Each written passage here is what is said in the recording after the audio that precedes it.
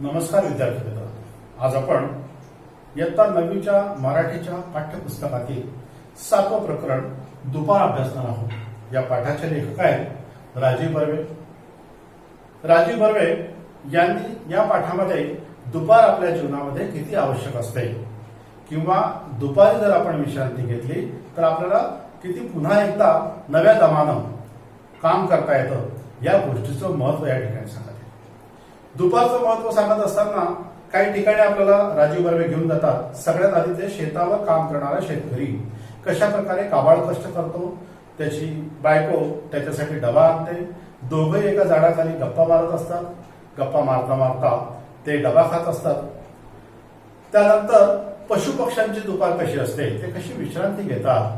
त्यानंतर एखाद्या खेड्यामध्ये दुपार कशी असते आणि खेड्यानंतर एखाद्या मोठ्या महानगरामध्ये शहरामध्ये दुपारची अवस्था काय असते, तेथील लोक दुपार कशी उपभोगत असतात, तिचा आनंद कसा घेत असतात। त्यानंतर एखाद्या कारखान्यामध्ये काय चित्र असतं दुपारचं, असं सगळं आम्हाला लेखकांनी मागच्या भागामध्ये सांगितलंय। आजच्या या तासिकेमध्ये आपण पुढे जाऊया। मधल्या सुट्टीमध्ये वर्गातून आरडत ओरडत धूम ठोकणाऱ्या पोरांना कोण आनंद झालेला असतो। आता आपण शाळेत गेलो आहे आणि शाळेमध्ये जी लहान लहान मुलं आहेत त्यांनी मधली सुट्टी झाली आणि मधली सुट्टी झाल्यामुळे त्यांना प्रचंड आनंद होत असतो। या छोट्याच्या सुट्टीचा आणि आईनं काय डब्यात दिलं याची उत्सुकता तर खूप असते। त्यांना उत्सुकता लागलेली असते। कसली उत्सुकता असते की आईनं नेमकं डब्यामध्ये आज काय दिलं असेल, आपल्याला छानसा पदार्थ काय खायला मिळेल, या गोष्टीची उत्सुकता शिगेला पोहोचलेली असते। शिगेला पोहोचणे म्हणजे खूप आनंद होणे। नेमका आज त्यांचा आवडता डबा असतो आणि आज सुद्धा योगायोगाने आईने त्यांचा आवडता पदार्थ डब्यात दिलेला असतो, त्यामुळे त्यांना खूप आनंद होतो, अजून आनंद होतो।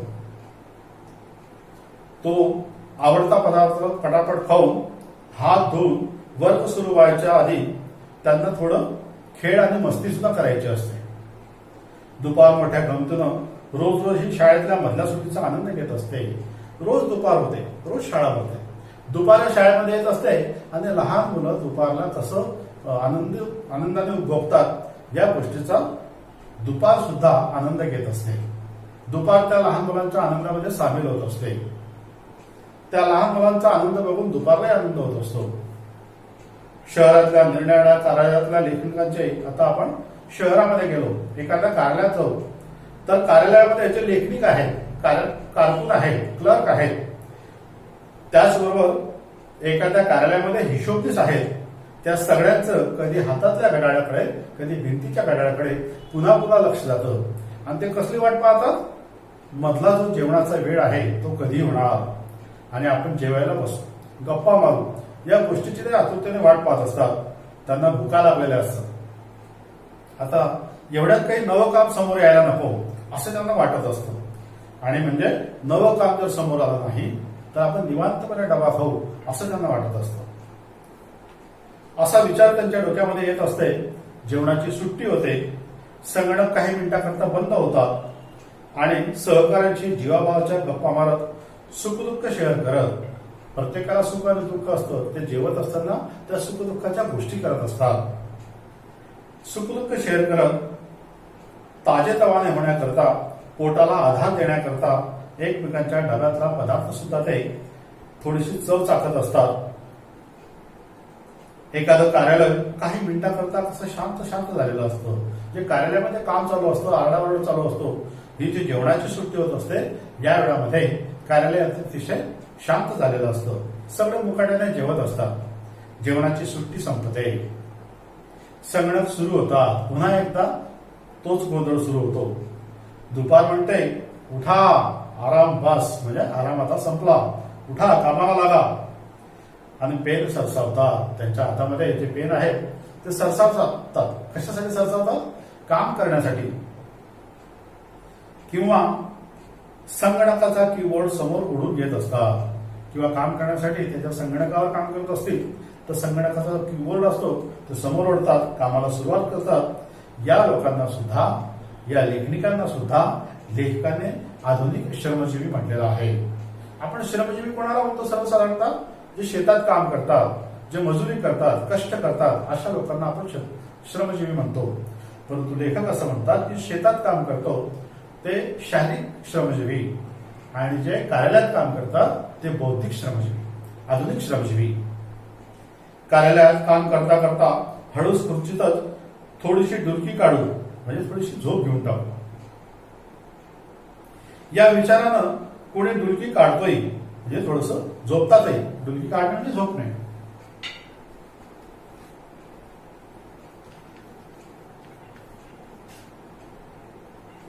थोडी डुलकी काढता सुद्धा म्हणजे थोडस झोपता सुद्धा. दुपार हसत हसत त्यालाही माफ करून टाकते आणि दुपार त्यालाही माफ करते. ठीक आहे, दुपारची वेळ आहे, थोडस झोपला तर काय फरक पडतो, त्याला ती माफ करून टाकते. काही क्षणांनी हलकेच उठवते त्याला आणि मग तो करू लागतो अधिक जोमानं टेबलावरचं त्याचं काम. त्याने डुलकी घेतली दुपार असल्यामुळे तो जागा झाला, पुन्हा ताजेतवाने होऊन कामाला लागला. दूरवर अथांग पसरलेला समुद्रावरही दुपार झालेली असते. आता आपण गेलो समुद्रावर. समुद्रावर सुद्धा दुपार झालेली असते. सगळं सृष्टीतच दुपार झालेली आहे. त्यामुळे एक एक चित्र लेखक आमच्या समोर आणत आहे. आता समुद्रावरचं चित्र समोर आणलेलं आहे. समुद्रावर सुद्धा दुपार झालेली आहे. मैलोगंती पसरलेलं समुद्राचं खारं पाणी चकाकत असतं. चकाकणे म्हणजे चमकणे.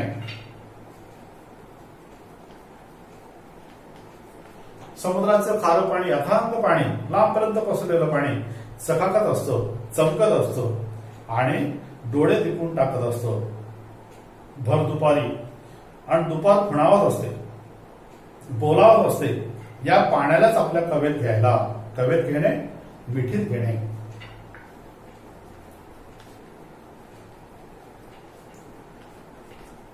दुपार कोणाला खुणवते? पाण्याला खुणवते. कशासाठी खुणवते? आपल्या मिठीत घेण्यासाठी, आपल्या कवेत घेण्यासाठी. हे सूर्याच्या उष्णतेमुळे हे पाणी गरम होतं. गरम झालेलं तळपणारं पाणी मात्र प्रचंड ओढीनं वाफ होऊन आकाशाकडे झेपावतं. आपण सगळ्यांना माहिती आहे की उष्णतेमुळे पाण्याची वाफ होते. या ठिकाणी आकाशामध्ये सूर्य आहे, प्रचंड प्रमाणात उष्णता आहे आणि त्या सूर्याच्या उष्णतेमुळे समुद्राच्या पाण्याची वाफ होते, हलकी होते, वर जाते. मित्रांनो, अशा प्रकारे हे चक्र सतत सुरू असतं. सूर्याच्या उष्णतेमुळे जमिनीवरचं किंवा समुद्राच्या पाण्याची वाफ होते, वाफ हलकी होते, वर जाते, त्यापासून ढग तयार होतात, त्या ढगांचा प्रवास सुरू होतो. एखादा पर्वत किंवा टेकडीवरती थंड हवा लागते. थंड हवा लागल्यामुळे सांद्रीभवनाची क्रिया घडते, पाऊस पडतो. ओढ्याच्या रूपाने, नदीच्या रूपाने ते पुन्हा सगळं पाणी समुद्रापर्यंत येतं. समुद्रावर पुन्हा एकदा सूर्याच्या उष्णतेमुळे त्याची वाफ होते, हलकी होते, वर जाते, ढग तयार होतात, ढगांचा प्रवास सुरू होतो. पुन्हा एखाद्या टेकडीवरती झाडांमुळे, पर्वतामुळे त्या ढगांना थंड हवा लागते, सांद्रीभवनाची क्रिया घडते. ओढ्याद्वारे, नदीद्वारे पुन्हा ते सरकळ पाणी समुद्रापर्यंत येतं. अशा प्रकारे ऋतुचक्र हे सतत सुरू असतं आणि दुपार याला सगळ्यात महत्वाचं कारण आहे. सूर्य नारायण या गोष्टीसाठी सगळ्यात महत्वाचं कारण आहे. हे सगळं पाणी आकाशाकडे झेपावतं आणि मग दुपार सुकावते. हे दृश्य पाहून दुपारला सुद्धा खूप छान वाटतं. सृष्टीचं हे चक्र असंच अव्याहत, अव्याहत म्हणजे सतत. सृष्टीचं हे जे चक्र आहे हे अव्याहतपणे, सततपणे असं चालू असतं. असं होत नाही की एखाद्या वर्षी सूर्यच उगवला नाही, समुद्राच्या पाण्याची वाफच झाली नाही, वाफेपासून ढगच झाले नाही, ढगांपासून पाऊसच पडला नाही, असं होत नाही. एखाद्या वर्षी पाऊस कमी पडत असेल, परंतु सूर्याच्या उष्णतेमुळे जमिनीवरच्या पाण्याचं सतत वाफ होत असते आणि त्यातली महत्वाची भूमिका पार पाडत असते दुपार. करत्या घरातली करती माणसं आपल्या आयुष्याच्या प्रश्नावर म्हणजेच आयुष्याच्या दुपारीच कर्तृत्वानं चार पैसे कमवण्यासाठी आणि पुढच्या पिढीसाठी गाठी बांधत असतात. विद्यार्थी मित्रांनो, आता मी थोड्या वेळापूर्वी तुम्हाला सांगितलं की आयुष्याचं सकाळ म्हणजे बालपण, आयुष्याचे सायंकाळ म्हणजेच म्हातारपण, परंतु दुपार म्हणजे ऐन उमेदीचा काळ. याच कालावधीमध्ये माणसं पैसा कमवत असतात. याच कालावधीमध्ये माणसं खूप काम करतात, खूप कष्ट करतात. जेवढी शक्ती असेल तेवढी शक्ती पणाला लावतात. पैसे आपल्यासाठी आणि पुढच्या पिढीसाठी गाठी बांधत असतात, जमा करत असतात. गाठी बांधणे, जमा करणे.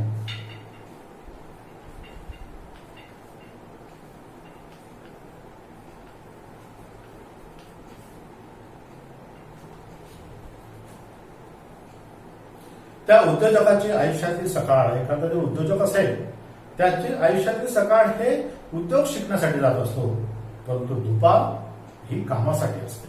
आता सकाळ संपलेली आहे, शिकण्याचा कालावधी संपलेला आहे, आता काम करण्याचा कालावधी आहे. आणि म्हणून म्हटलं आहे की त्या उद्योजकाची आयुष्यातली सकाळ, शिकण्याचा काळ आता संपलेला असतो आणि आयुष्याची संध्याकाळ व्हायच्या आत त्याला आपल्या आयुष्याच्या संध्याकाळची बेगमी, याच आपल्या 40-50 वर्षाच्या काळात, बेगमी म्हणजे भविष्याची तरतूद,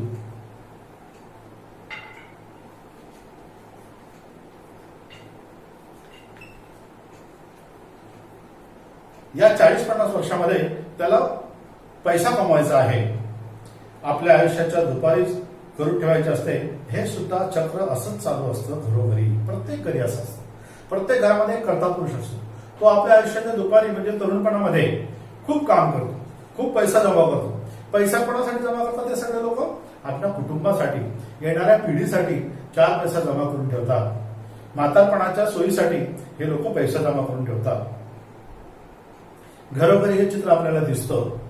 घरातली वृद्ध माणसं बिछाणावर पडून वाम खुशी करता करता दुपारी विचार करत असतात मागे बघत. घरातले जे वृद्ध माणसं असतील, म्हातारी माणसं असतात, ते दुपारच्या वेळामध्ये वाम खुशी घेतात, म्हणजे थोडीशी झोप काढतात. ही वाम खुशी घेता घेता, थोडंसं झोपता झोपता, थोडा आराम करता करता ते मागे वळून पाहतात. म्हणजे आपण भूतकाळामध्ये काय केलं आणि कसं वागलो, कसा पैसा जमा केला, या गोष्टीचा ते क्षणभर विचार करतात. त्या दुपारच्या शांततेत आपण गमावल्याच्या बाबींची मनात कुठेतरी पौडल्या उजळणी चालू असते की आपण काय काय केलं नेमकं, या सगळ्या गोष्टींची उजळणी ते करत असतात. कुठेतरी भीतीची एखादी लकरी मनात येऊन जाते, एखादी गोष्ट त्यांना अशी आठवते की त्यामुळे काहीतरी भीती वाटायला लागते. भविष्याबद्दल पण मग रोज हा विचार करायची तरी काय गरज, आणि रोज हा विचार करतात, कारण की रोज दुपार होते, रोज वाम खुशी घेतात आणि आराम करतात, करता करता विचार करतात. अशा प्रकारे रोज का विचार करायचा आपण भविष्याचा, उद्याची दुपार पाहायला मिळणार आहे का नाही. आणि त्यांना असं वाटत लागतं की आज तर आपण जिवंत आहोत, आजची आपण दुपार अनुभवतो आहोत, उद्या आपण जिवंत असणार का, या गोष्टीची कोणत्याही प्रकारची गॅरंटी नाही, खात्री नाही. त्यामुळे काय एवढा विचार करायचा आपण, याचाही नको करायला विचार. जेव्हा जे व्हायचं ते होणारच आहे. कोणतीही गोष्ट जेव्हा जे व्हायचं त्याला कोणी आळवा येऊ शकत नाही, ते होणारच आहे. ते सृष्टीचे चक्र आहे, सृष्टीचा नियम आहे. आपण फक्त या दुपारचे प्रतिनिधी. आपण कोण आहोत? आजची जी दुपार आहे तर दुपारचे प्रतिनिधी, आजची जी दुपार आहे तर दुपारचे साक्षीदार आपण आहोत. असा विचार करून मन शांत केल्यावर दुपार मग त्या दमल्या भागल्या जीवाला पुरेपूर विश्रांती घेऊ देते, असं ते विचार करतात म्हातारी माणसं. आणि मग त्यांना असं वाटतं की जाऊ द्या, आता काही काय विचार करायचे नाही, आता आपण आराम करूया. आणि मग ते आराम करतात. हिमालयातली नाही तर दूर कुठेतरी आलच्या पर्वताची बर्फाच्छादित गिरीशिखरं तेजाने नावून निघतात. आता आम्हाला लेखक एखाद्या बर्फाच्छादित पर्वतावर नेतात. मग तो पर्वत असेल एखादा हिमालय पर्वत किंवा मग आल्प्स पर्वत. हे बर्फाच्छादित पर्वत आहे. अशा पर्वतावरती ते आपल्याला आपलं लक्ष केंद्रित करतायत. दुपारच्या काहिली म्हणजे अतिशय जीवाची घालमेल. दुपारच्या काहिलीनं सुरू होते विघटन, आणि या बर्फाचं विघटन सुरू होतं, बर्फ वितळायला सुरुवात होते. एक निराळच काम दुपार करत असते. या बर्फाच्छादित प्रदेशामध्ये एक वेगळ्याच प्रकारचं काम, ज्याची आम्ही कल्पनाही करू शकत नाही, अशा प्रकारचं काम ही दुपार या ठिकाणी करत असते. समुद्राच्या पाण्याची वाफ आणि आता डोंगरावरच्या बर्फाचं परत पाणी. थोड्या वेळापूर्वी दुपाराने काय केलं? समुद्राच्या पाण्याची वाफ केली. आता ते जे बर्फ जमा झालंय ते बर्फापासून पाणी तयार करत आहे. समुद्राच्या पाण्याची वाफ आणि आता डोंगरावरच्या बर्फाचं परत पाणी. जणू दुपारच्या रौद्र रूपानं अचंबित होऊन डोलतार गिरीशिखर धापास टाकू लागतात. दुपार एवढा प्रचंड प्रमाणात आग ओकते आहे की हे जे गिरीशिखर आहेत, हे पर्वताची टोकं आहेत, हे बर्फाच्छादित टोकं आहेत, हे जणू काही धापा टाकायला लागले, थकून गेले आणि प्रसरू लागतात तो डोंगर माथ्यावरून थेंबा थेंबाच्या रूपाने खाली धरतीकडे. आणि मग तो बर्फ प्रसरू लागतो, वितळू लागतो आणि थेंबा थेंबाने त्या जमिनीकडे ते पाणी येऊ लागतं.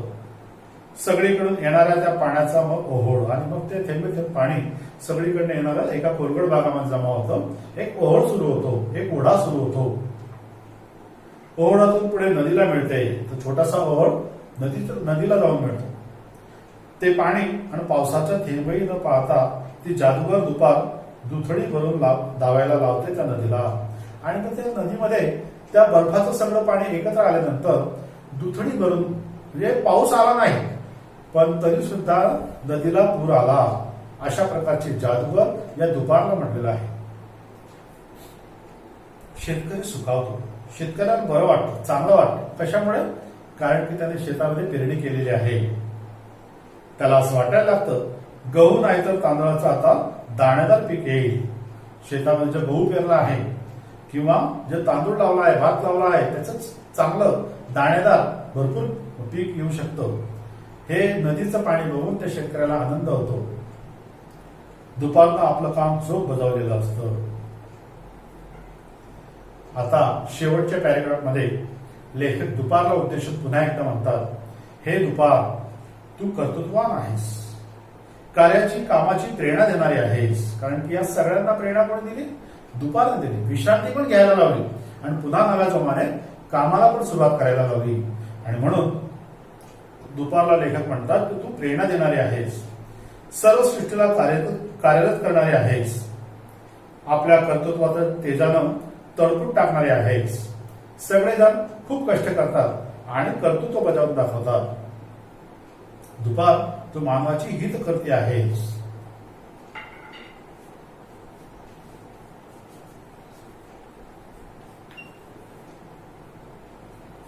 हित करणे म्हणजे चांगले करणे. ही दुपार ही मानवाची हित करते आहेस, रक्षण करते आहेस. मानवाचं रक्षण सुद्धा दुपार करते. कारण की बाहेर खूप ऊन आहे. त्या उन्हाच्या दाबाने लोक घरामध्ये विश्रांती घेतात, ताजेतवाने होतात, पुन्हा एकदा कामाला सुरुवात करतात. आणि म्हणून तिला रक्षण करते म्हटलेलं आहे. आपल्या तेजाला तू नाश करतेस, हवेतले कीटक आणि जंतू आणि स्वच्छ करून टाकतेस. असं म्हणतं ही सगळी जी सृष्टी आहे तू आपल्या तेजाने पुन्हा एकदा प्रज्वलित करते, सगळे कीटक नष्ट करून टाकते. आपण एक उदाहरण घेऊ शकतो की पावसाळ्याच्या दिवसामध्ये बरेच 4-5 दिवस कधी कधी सूर्य दिसत नाही आणि आकाशामध्ये सूर्य नसल्यामुळे सगळं ढगाळ वातावरण असल्यामुळे सगळीकडे शांतता असते आणि पाऊसही पडत असतो कधी कधी. तर त्या कालावधीमध्ये या सृष्टीमध्ये जीवजंतू निर्माण झालेले असतात की जे जीवजंतू मानवाच्या जीवाला घातक असतात. परंतु 5-6 दिवसानंतर जर पुन्हा एकदा आकाशामध्ये सूर्य दिसायला लागला ते सगळे जे घातक जीवजंतू आहेत हे सूर्याच्या तेजाने नष्ट होऊन जातात. पुन्हा एकदा सगळी सृष्टी म्हणजे निर्जंतुक होते.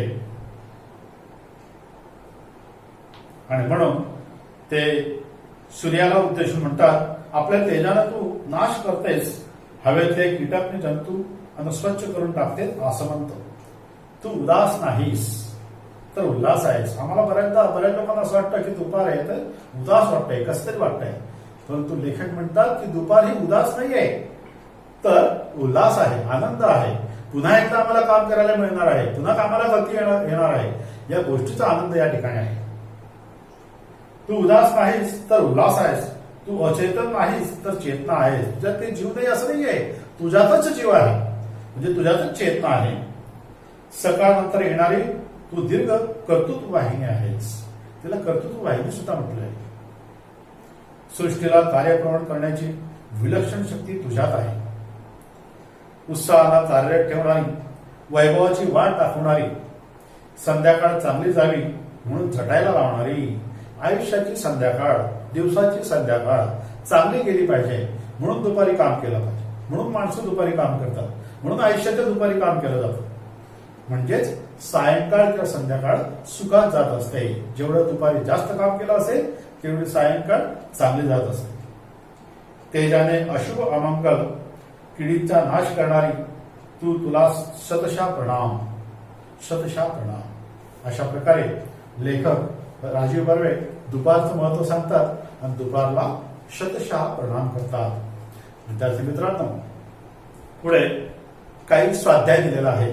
मी तुमच्याकडनं काही स्वाध्याय सोडून घेतो. तुम्ही सुद्धा आपल्या वहीमध्ये तो स्वाध्याय सोडायचा आहे. पेज नंबर 28 बघा. 28 पानावरती प्रश्न पहिला बघा. 2 भाग दिलेले आहेत. कष्ट करण्याची दुपार आणि लेखनिकांची दुपार. कष्टकऱ्यांची दुपार कशी असते? पहिलं बघा, कष्टकऱ्यांची दुपार झाडाखाली किंवा विसावाच्या ठिकाणी जात असते. लेखनिकांची दुपार कार्यालयामध्ये, पंख्याखाली किंवा ज्या रूममध्ये एसी असेल अशा ठिकाणी जात असते. दुसरं बघा, कष्टकऱ्यांची दुपार दुपारचे जेवण बहुधा पत्नीसोबत असतं. शेतकऱ्याचं उदाहरण दिलं आहे, तो पत्नीसोबत शेतामध्ये बसून झाडाखाली जेवण करतो आहे. तर लेखनिकांची दुपार बघा, दुपारचे जेवण सहकार्यांसोबत असते. कार्यालयामध्ये सगळे सहकारी असतात, सोबत काम करतात, ते सगळे सोबत डबा सुद्धा खातात, जेवण सुद्धा करतात. तिसरं बघा, कष्टकऱ्यांची दुपार. दुपारी जेवताना चर्चेचा विषय घरगुती असतो. घराबद्दल ते विचार करत असतात, बोलत असतात. परंतु लेखनिकांची दुपारमध्ये चर्चेचा विषय कार्यालय नसतो. काय काम केलं, काय करायचं राहिलं आहे, अशा प्रकारची चर्चा हे लेखनिक करत असतात. कष्टकऱ्यांची दुपारमध्ये चौथं बघा, कष्टकऱ्यांच्या दुपारमध्ये जो विषय असतो तो अनौपचारिक असतो, सहजपणे विषय असतो बोलण्यामध्ये. परंतु लेखनिकाच्या दुपारमध्ये औपचारिक विषय असतो, ठरवून आलेला विषय असतो. प्रश्न दुसरं बघा, कोणते लिहा. हो, दुपारला अभिमान वाटणारा मानवी घटक शेतकरी. आ, दुपारला आनंद देणारा घटक मधल्या सुट्टीत खेळणारी मुलं. ही दुपारच्या दृष्टीने 21व्या शतकातील श्रमजीवी लेखनिक किंवा हिशोबनीस. दीर्घई, सृष्टीचक्रातील महत्वाचे काम करणारा घटक दुपार. उ, मानवी जीवनक्रमातील दुपार कोणाला म्हटलंय? तारुण्य. दीर्घ उ, वृद्ध व्यक्ती दररोज आपल्या आयुष्याचे सिंहावलोकन करतात, तो काळ दुपार. दुपारी ते सिंहावलोकन करतात, थोडी वेळ मोक्ष घेतात आणि मागे वळून पाहतात भूतकाळामध्ये की नेमकं मी काय केलं, आणि म्हणून दुपारच्या वेळामध्ये हे सगळं ते करत असतात. प्रश्न तिसरा बघा, आकृतीबंध पूर्ण करा. 4 घटक विचारले. दुपारची मानवीय गुणवैशिष्ट्ये. दुपारमध्ये माणसासारखी कोणत्या प्रकारची गुणवैशिष्ट्ये आहेत? पहिलं आहे, शेतकऱ्यांकडे दुपार कौतुकाने पाहते. या पाठामध्ये असं म्हटलंय की दुपारी शेतकऱ्यांकडे कौतुकाने पाहते. माणसं एकमेकांकडे बघत असतात, परंतु इथं दुपार बघते असं म्हटलं आहे, म्हणून या दुपारमध्ये ते गुणवैशिष्ट्य आहे. त्यानंतर जनावरांना आराम करा असे सांगते. तिसरा घटक, गाडीवाल्यांना सलाम करते. आणि चौथा घटक आहे, कामगारांना आशीर्वाद देते. प्रश्न चौथा बघा, डौलदार गिरीशिखरे धापास टाकू लागतात. हे जे वाक्य आहे याच्यात कोणता अलंकार आला आहे असं विचारलं आहे. तर विद्यार्थी मित्रांनो, यामध्ये चेतन गुणोक्ती अलंकार आलेला आहे. कारण चेतन गुणोक्ती अलंकाराचं वैशिष्ट्य असं आहे की एखादी निर्जीव वस्तू जेव्हा सजीवासारखी हावभाव करते असं ज्या वाक्यामध्ये वर्णन केलेलं असेल तिथे चेतन गुणोक्ती अलंकार असतो. प्रश्न 5वा बघा, खाली काही शब्दांचे गट दिले आहेत, त्या गटातून वेगळ्या अर्थांचे शब्द ओळखा. 4-5 शब्द दिले आहेत, परंतु एक वेगळ्या अर्थाचे शब्द आहे, तो आपल्याला ओळखायचा आहे. त्यांनी एक उदाहरण दिलेलं आहे. उदाहरणामध्ये मी म्हटलंय मित्र, त्याचे शब्द दिले आहेत दोस्त, मैत्री, सखा आणि सोबती. यामध्ये मैत्री हा शब्द वेगळा दिलेला आहे. पहिलं बघा, रस्ता. रस्त्यासाठी समानार्थी शब्द आहे. वाट, मार्ग, पादचारी आणि पथ. यामध्ये वेगळा शब्द आहे पादचारी. वाट, मार्ग आणि पथ हे रस्त्याला उद्देशून म्हणतात, परंतु पादचारी कोणाला म्हणतात? जे रस्त्यावर चालतात त्यांना पादचारी, म्हणून पादचारी हा वेगळा शब्द आहे. दुसरं बघा, पर्वत. पर्वताला समानार्थी शब्द दिले नभ, गिरी, शैल, डोंगर. यामध्ये वेगळा शब्द आहे नग. तिसरं बघा, तिसरा शब्द दिला आहे ज्ञानी. त्यासाठी समानार्थी शब्द दिले आहेत सुज्ञ, सुकर, डोळस, जाणकार. यामध्ये सुकर हा वेगळा शब्द आहे. चौथा शब्द आहे डौल. समानार्थी शब्द आहे जोम, ऐट, दिमाग, रुबाब. यामध्ये वेगळा शब्द आहे जोम. 5वा शब्द आहे काळजी. त्याला समानार्थी शब्द दिलेले आहेत चिंता, जबाबदारी, विवंचना, फिकीर. यामध्ये वेगळा शब्द आहे जबाबदारी. विद्यार्थी मित्रांनो, पाठ तुम्हाला समजला असेल. पुन्हा एकदा पाठ वाचा, समजून घ्या, स्वाध्याय सोडवा आणि या पाठाचा पुन्हा एकदा अभ्यास करा. धन्यवाद.